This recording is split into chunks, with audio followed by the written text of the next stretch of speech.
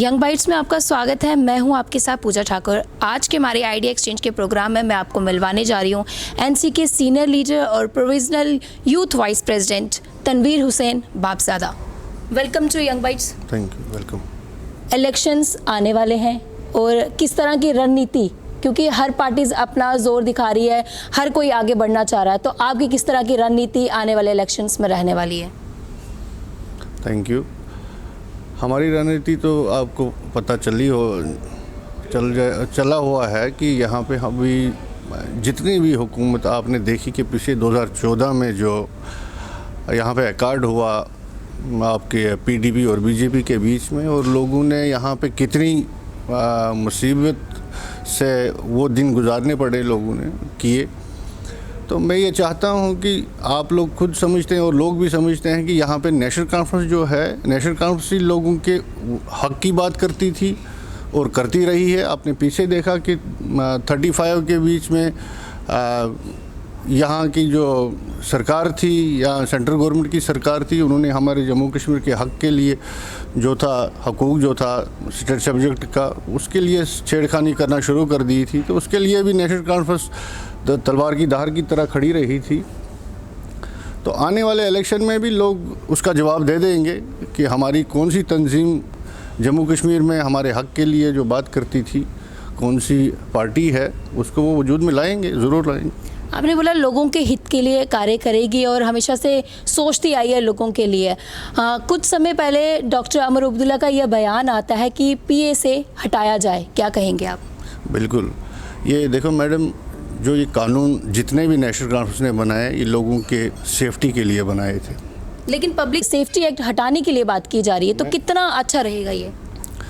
देखो, जो भी कानून बनाया गया था, हमारी हुकूमत ने बनाया कानून अच्छे लोगों की सेफ्टी के लिए। मैं यही बोलना चाहता हूँ कि वो उनके हिफाजत के लिए बनाए गए। लेकिन आगे जो भी इसको यूज़ किया, जिन्होंने यूज़ किया, तो उन्होंने गलत तरीके से यूज़ किया इसको। जो वो चीज़ नहीं था कि आपने सेफ्टी एक्ट, जो लोगों को लगता है वो उन लोगों को लगता था जो कि कोर्ट कचहरी के चक्कर में भी वो उनके जो सफ़र करते थे, वहाँ पे उनका जो ज़िंदगी उसी तरह कट जाती थी। तो ना वो उधर के रहते थे ना इधर के रहते थे, इसलिए वो बनाया था किसी मखसूस के। अगर ये हटाया जाएगा तो कितना फ़ायदा और नुकसान आपको लगता होगा इससे? नहीं, इससे कोई नुकसान नहीं, नुकसान कोई नहीं है। तो हाँ, फ़ायदा क्या होगा आप ये बताइए? फ़ायदा इससे यह है कि जो उन्होंने मिसयूज़ किया, इस कानून को मिसयूज़ किया, जो सरकारें आई उन्होंने मिसयूज़ किया इस कानून को। ये जिसके लिए बनाया था वो चीज़ ये कर नहीं रहे हैं। उसके आप ऐसे दर पकड़ करोगे, किसी आदमी को ऐसे लोगे और उसको आप अंदर करते हो, बाद में उसको आप एक्ट लगा देते हो, तो वो सरासर गलत है। इसके लिए कानून नहीं बना था। इस कानून को किसी पर्टिकुलर के लिए बनाया था कि कोई अगर ज़्यादा इसमें इन्वॉल्व होता है, उसके लिए पूरी वेरिफिकेशन करके फिर लगाया जाए। और यहाँ पे ये होता है कि आप किसी को भी पकड़ो, किसी नौजवान को आप पकड़ के आप अंदर करते हो और बाद में उसको आप एक्ट लगा देते हो, आप किसी काम का उसको रखते नहीं हो। तो इसलिए इसी गवर्नमेंट ने अगर इसको बनाया था तो यही इसको जो है। आने वाले इलेक्शंस में अगर एनसी पार्टी जीतती है, एनसी सत्ता में आती है, तो लोगों के लिए क्या क्या सबसे पहले कौन से इशू पे काम करेगी जो आपको लग रहा है कि आज के लोगों को फेस करना पड़ रहा है? देखो मैडम, आपने देखा 2014 के बाद आपने देखा कि जम्मू कश्मीर का यूथ जो है सबसे इन्वॉल्व वो हो रहा है, ना उनके पास कोई काम रहा, पढ़े लिखे हैं, वो ड्रग्स अभी वो ले रहे हैं इसलिए कि उनके पास कोई इस रोज़गार नहीं है। तो पूरी जम्मू कश्मीर में आपने देखा, कश्मीर की बात अगर करें तो कश्मीर में आपने देखा कितना नौजवान मर रहा है। और इनकी उस पॉलिसी के तहत वहाँ का जो भी जवान था, इसके साथ यहाँ पार्टी के साथ या किसी के साथ कोई उसको तवज्जो नहीं थी, तब भी उसको बेवजह गोली मारी गई। एक आपने पीछे वो देखा था कि एक फौजी ने एक वोट डालने एक लड़का गया तो उसको एक जीप से बांधा गया और घसीटा गया पूरा वहाँ पे। उसने क्या गुनाह किया था? वो वोट डाल के आया और वो आवाज़ें चिल्ला रहा था कि यार मैं नहीं हूँ, मैं कोई उग्रवादी नहीं हूँ, मैं वोट डाल के आ गया हूँ, वापस आ गया, तो मुझे क्यों पकड़ा आपने? उसको पकड़ के घसीट के मारा। तो ये जिस बिल्कुल तरह से आए दिन देखा जा रहा है मिलिटेंसी जो है वो बढ़ते जा रही है, आपको क्या लगता है किस तरह से इससे रोका जा सकता है? और सबसे पहले क्या बड़ा कारण है कि लोग जो छोटे छोटे बच्चे जो यूथ है इस ओर बढ़ रहे हैं? मैंने आपको ये बोला कि यूथ इन्वॉल्व हो रही है, लेकिन वो जाएं तो जाएं कौन सी जगह जाएं जब उनके पास कोई अब ऑप्शन ही नहीं है। अब सेंट्रल गवर्नमेंट को ये चाहिए था कि जम्मू कश्मीर में जो यूथ है उनको चाहिए था कि पत्थर क्यों मार रहा है ये यूथ। अगर ये बाज़ार में जा रहा है, कर्फ्यू है, ये कहीं बाज़ार में निकलता है और पत्थर मारता है, बिला वजह पत्थर मारता है, उसके पीछे भी एजेंसी होगी। और ये रिमोट जो है ये सेंट्रल गवर्नमेंट के हाथ में है। जो भी यहाँ पे जम्मू कश्मीर में अभी आप देखें कितने फेसेस आ रहे हैं अभी इलेक्शन लड़ने के लिए, तो ये कोई खुद नहीं जाता है या खुद कोई आएगा। ये सब कुछ जो सेंट्रल गवर्नमेंट करवा रही है, जम्मू कश्मीर में अमन नहीं रहने दे रही है, तो यूथ जो है इन्वॉल्व हो रही है, उनके पास कोई ऑप्शन नहीं है, वो कहीं ना कहीं तो उन्होंने जाना है। अब उन्होंने लास्ट यही देखा कि हमने मरना है और क्या करना है, इसके बाद तो कोई उनके पास चारा ही नहीं है। आपको क्या लगता है बीजेपी सरकार जब से आई है उन्होंने लोगों के हितों के लिए कार्य किया है कि नहीं किया है? मैं कहता हूँ आपके सामने जम्मू कश्मीर में कोई काम नहीं हुआ जी। जो वो बातें करते हैं जम्मू कश्मीर में ऐसा कोई काम नहीं करता। आप भी एक यूथ हो, आप देखें कि आपके साथ क्या हुआ है। जो आपके साथ हुआ होगा वही आम लोगों के। कुछ काम हुआ है बीजेपी में जब आप एनसी के साथ आप जुड़े और आपने सोचा होता कि अगर मेरी सरकार होती तो मैं ये कार्य करता? नहीं, ज़रूर इंशाल्लाह जो है नेशनल कॉन्फ्रेंस से उन्होंने हर टाइम लोगों के हक़ में बात की है। अगर उनको अच्छा नहीं लगा कि हमें हुकूमत नहीं करनी चाहिए इस टाइम की, लोगों की जो आवाज़ है वो नहीं हम कर सकते हैं, इसको पूरा नहीं कर सकते हैं, वो सरकार से इक़्तिदार में नहीं आए, वो पीछे बैठ गए। ये आपने देखा कि पीछे भी एक बार पीडीपी और बीजेपी कांग्रेस ने जो सरकार बनाई थी उस वक्त भी नेशनल कॉन्फ्रेंस को ऑफ़र दी गई कि आप सरकार बनाइए। उन्होंने सोचा कि हम नहीं कर सकते हैं, लोगों का ये पूरा हमारी सीटें कम है और हम लोगों के साथ खरा नहीं उतरेंगे, जो वादा किया है वो पीछे बैठ के अपोजिशन में बैठ गए। वही 2014 का हाल भी है। 2014 में भी ऑफ़र दिया गया आप भी आओ आप सरकार बनाइए। उस टाइम भी हमारे जो कायद हैं उन्होंने बोला कि नहीं हम नहीं जाएंगे, आप बनाइए, आप चलाइए जम्मू कश्मीर को, आपको देखेंगे आप क्या करते हैं। फिर उन्होंने क्या किया, जम्मू कश्मीर में ऐसे अजाब में लगा दी। खाली यही है, आप देखेंगे कोई भी यूथ कहीं भी जो उन्होंने वादे किए थे जम्मू कश्मीर के लोगों के साथ, आपके प्रधानमंत्री ने वादे किए, आपके महबूबा मुफ्ती जी जो यहाँ की सीएम थी उन्होंने वादे किए, मुफ्ती साहब ने वादे किया। मुझे एक भी वादा वो कहें कि कहाँ पे पूरा हुआ और यूथ कहाँ पे उन्होंने एडजस्ट किया। अगर यूथ एक गरीब बाप जो है अपने बच्चे को पढ़ा लिखा के कहीं पे पहुँचाता है और उसको एक ही उम्मीद होती है कि मेरा लड़का कोई रोज़गार में जाए। देश के जो सैनिक है 24 घंटे तैनात रहते हैं हमारी सुरक्षा के लिए।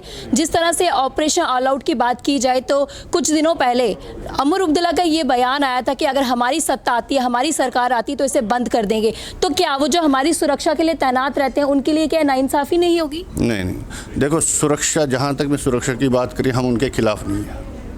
सुरक्षा को आप देखिए, एक सैनिक जो है वो भी एक किसी माँ का बेटा है जी। वो भी किसी बॉर्डर पे खड़ा रहता है या किसी जगह खड़ा, वो अपनी ड्यूटी को सर अंजाम देता है।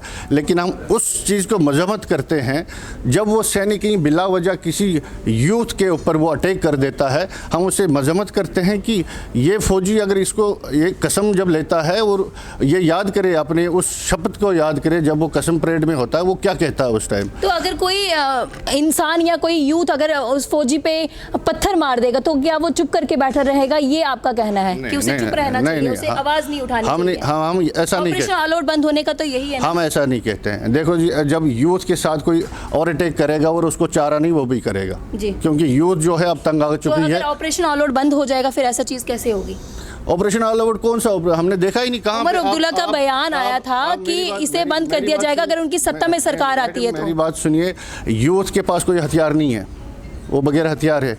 एक फौजी, एक कोई भी आप डिफेंस का आप देखोगे उसके पास हथियार होगा, और हथियार के आगे आप क्या कर सकते हो? या तो वो यूथ ये बोलेगा कि बिला वजह उसको मार रहे हैं, या तो वो ये बोलेगा मुझे गोली मार दीजिए, या तो उसके हाथ में यही कोई पत्थर आए कुछ आए तो फेंक दिया, और क्या कर सकता है? उसके बगैर तो उसके हाथ में कुछ है ही। क्या लगता है ये सही रहेगा कि अगर एनसी सरकार आती है तो ऑपरेशन ऑल आउट बंद कर दिया जाएगा? क्या ये सही रहेगा? नहीं, अगर यूथ, मैं कहता हूँ कि सरकार हमारी आएगी इंशाल्लाह, यूथ के साथ पहले इंसाफ होगा, पहले उनके साथ इंसाफ, ये इन्होंने जो नाइंसाफ़ियाँ की है यहाँ के जम्मू कश्मीर के जो हमारे बहनें माएँ जो हमारे भाई हैं उनके साथ जो नाइंसाफ़ियाँ, मुझे बताइए कि 2014 के बाद कौन सी, यही बताएंगे कौन सी भर्ती उन्होंने की या कौन सा सेंटर उन्होंने खोला जहाँ पे कोई एडजस्ट हुआ, किसी कोई महकमा कोई प्रोजेक्ट कौन सा खोला जहाँ पे एडजस्ट हुआ। वहाँ भी ये बाहर के लोग ला के यहाँ पे जो आप देखते हैं यहाँ पे इरा के काम चल रहे हैं या किसी कंस्ट्रक्शन ये जो करा रहे हैं अभी 4 लाइन के वगैरह, आप देखिए वहाँ पे कौन यहाँ के हमारे यूथ एडजस्ट है। हमारे यूथ यहाँ पे है ही नहीं कोई, सब हमारे जम्मू कश्मीर में इंजीनियर नहीं है, हमारे जम्मू कश्मीर में कोई ऐसा टेक्निकल हैंड नहीं है, वो बाहर से लाए जाते हैं और यहाँ पे काम करवाया जाता है और हमारा यूथ जो है दर दर ठोकरें खाएगा। और ये इनको शर्म आनी चाहिए इन लोगों को। ये जो वादे किए हैं हमारे लोगों के साथ वोट लेने के लिए, उस टाइम इनका मुंह कैसा था और इस टाइम और किस मुंह से ये बोलते हैं। अभी हमें फिर दोबारा आप सरकार में आना चाहिए और ये यूथ इनको जवाब देगी इंशाल्लाह आने वाले टाइम में इनको जवाब। कहीं ना कहीं जो भी सरकार होती है लोग रोष जताते हैं कि हमारा ये काम नहीं है, चाहे वो एनसी हो, चाहे पीडीपी हो, चाहे बीजेपी क्यों ना हो। अब जिस तरह से कॉर्पोरेशन के इलेक्शन हुए तो सभी को लग रहा था कि एनसी या कांग्रेस जीतेगी, क्योंकि बीजेपी के लिए सारे रोष में थे कि इनका कोई कार्य नहीं हुआ। लेकिन आने वाले टाइम पे वो भी आई, कॉर्पोरेशन इलेक्शन में बीजेपी भारी मतों से जीत के आई। क्या कहना आपको कि क्या वजह रही, किस कारण से वो जीती? वो कारण ये रहा मैडम कि हमने बाइकआउट किया था इलेक्शन जी, क्योंकि लोगों के जो काम थे जो इन्हें वादा किए थे हाँ उससे हम सहमत नहीं थे और ये दोबारा फिर हर जमात को इस्तेमाल करके ये इलेक्शन कराना चाहते हैं कि हम फिर सत्ता में आएंगे और दूसरी जमातों को हम ख़राब करेंगे। इसलिए मैंने पहले भी बोला कि पहले भी कांग्रेस और पीडीपी की सरकार आई और नेशनल कॉन्फ्रेंस सत्ता में नहीं गई और उन्होंने बोला कि हम सरकार आपसे हाथ नहीं मिलाने के लिए तैयार है और उसी तरह 2014 में हाथ मिलाने के लिए तैयार नहीं रही नेशनल कॉन्फ्रेंस। तो वही जो अभी जो इलेक्शन हुए हैं पंचायत और कॉर्पोरेटर की, तो नेशनल कॉन्फ्रेंस ने फिर अपना हाथ पीछे किया कि हम नहीं लड़ेंगे। हाँ ये बात ज़रूर है कि लोगों के इस हित के लिए इलेक्शन लड़ना अभी बाकी है, जो कि अभी असेंबली इलेक्शन के बाद लोगों का ये भी कहना था जो ये इलेक्शन हुए थे इसमें वोटिंग में कुछ ना कुछ गड़बड़ी हुई थी। आपका क्या कहना है?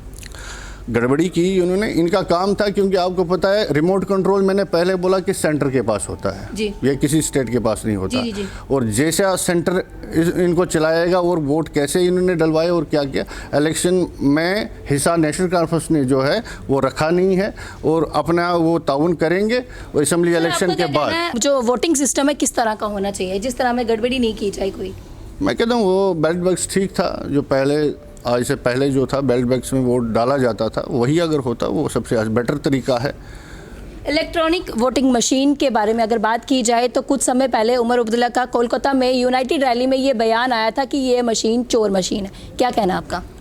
बेशक क्या आपको डिजिटल पे विश्वास नहीं है? क्या वैसे ही ठीक रहेगा जिस तरह से हमारे पहले ज़माने में आपने देखा? देखो जी, आप इस वक्त सोशल मीडिया भी है और इलेक्ट्रॉनिक मीडिया है। आपने ये चीज़ देखा कि जब से वो मशीन आ गई आपको इन्होंने मशीन खोल के दिखाया जहाँ पे वो डालते थे वोट और वोट दूसरी जगह जाता था, उसकी क्या वजह थी? उसलिए ये तो आया हुआ है, ये तो आपके सामने सब कुछ सामने है। आपने देखा है कि जब मशीनें इन्होंने खोल के दिखाई कहीं पे कलकत्ता, मुझे याद नहीं है कौन सी स्टेट थी, हाँ वहाँ पे नहीं, ये वोटिंग हुई थी कहीं पे। तो जब उन्होंने वोट डाला था वो वोट मेरे ख्याल उन्होंने कांग्रेस को डाला था तो वो वोट वहाँ बीजेपी को चले गया। तो इसलिए मशीनें फ्रॉड थी, उनमें भी गड़बड़ी करा दी थी उन्होंने। तो मैं ये इस तरह से आप बोले पहला वाला सिस्टम अच्छा था कि वोटिंग जो बॉक्स था उसमें वोटिंग का, क्या उसमें चीटिंग नहीं हो सकती है? नहीं, उसमें कोई चीटिंग नहीं है। किस तरह से कह सकते हैं कि चीटिंग नहीं हो सकती? देखो जी, एक वोटर को जब निशान लगता है, जब वो चीट उसको दी जाती है, वो अपना वोट अपने हक डालता है, जिस नुमाइंदे को उसको चुनना है उसको वोट डाल के अपने बक्स में डाल देता है और चले जाता है और उस बक्स को उसी टाइम सील किया जाता है और जब वोटिंग ख़त्म होती है और बक्स को सील किया जाता है और आगे उनको खोला जाता है। वोट उसमें वही वोट होते हैं जो किसी ने डाला होगा, अदरवाइज़ वोट वहाँ पे नहीं होगा। तो यहाँ जो मशीन का सिस्टम है वहाँ पे कैसे वोट डालते हैं, एक आदमी आप चले गए बाहर, अगर 2 मिनट के लिए आपका बंदा नहीं है वहाँ पे, आप 10 बार उंगली किसी बटन पर दबाओ तो आपके 10 वोट चले गए। जी। आपको रोकने वाला कोई नहीं है वहाँ पे। लेकिन बेल्ट बॉक्स में आपने यहाँ पे एक आपको चिट दी जाएगी, उस पर इतने निशान हैं, आप देखो जी किसको आपने टिक करना है, जाओ आप साइड में, उसको आपने टिक किया, आपने बेल्ट बॉक्स में डाला और वोट आपका हो गया। अगर आपकी सत्ता आती है, अनएम्प्लॉयमेंट आप किस तरह से दूर करेंगे? किस तरह से क्या क्या स्कीम्स आप युवाओं के लिए लाएंगे? सबसे बड़ी कोशिश होगी कि पहले यूथ को कहीं ऐसी अपॉइंटमेंटें दी जाए जहां यूथ निराशा न हो, जैसे अभी हो रहा है कि यूथ इस वक्त बिल्कुल निराशा अपनी जगह है कि हमें कोई जगह नहीं मिलती है, हम कहीं भी जाते हैं। आप ये मेरी एक रिक्वेस्ट आप देखिए, आप इसको वॉच भी किए। सबसे पहले जो है, जो मेरा मानना है, जो मेरा खुद का माइंड है, सबसे पहले यूथ को जगह देनी चाहिए। जो जनरेशन आज की है ये बर्दाश्त नहीं करती है किसी की बात। आप किसी ऑफिसर के पास जाओ, कोई यूथ चले जाता है किसी ऑफिसर के पास, सर मेरा ये काम है, ये एप्लीकेशन है, और वो उसको पहले अंदर आने नहीं देगा ब्यूरोक्रेट। जब वो अंदर आ भी गया, जब वो देखेगा एप्लीकेशन, वो उसको वापस देगा, वो उसमें कोई कार्रवाई नहीं करेगा। वो यूथ जो है निराशा होता है और बाहर आके उसके दिमाग में क्या आता है वो वही करता है।